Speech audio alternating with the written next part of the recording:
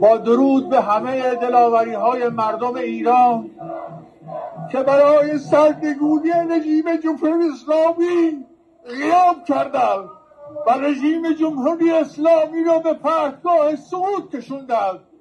مذاکرات ترکیه هم امروز شکست خورد و رژیم جمهوری اسلامی نمیخواد موشک‌های دوربردش رو بده. اون یکی از شرط‌های اساسی بود، چرا که در جنگ 12 روزه جمهوری اسلامی توانسته بود موشک‌های دوربرد خودش رو آزمایش بکنه و به اسرائیل شلیک بکنه. حالا نمیخواد اون موشک‌ها را پس بده.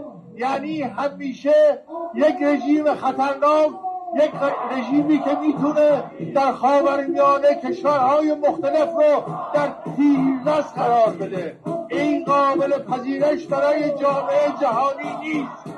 50,000 کشته، این همه مبارزات ملی میهنی مردم ایران به هدر نرفته. روزهای آخر رژیم جمهوری اسلامی سر رسیده.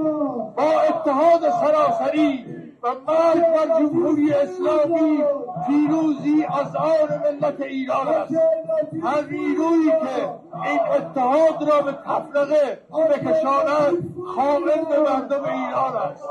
مردم اینا هستند، به دنبال کدام مردم میچرخید. پیروز باد ملت ایران، برافراشته باد پرچم شیر و خورشید ایران.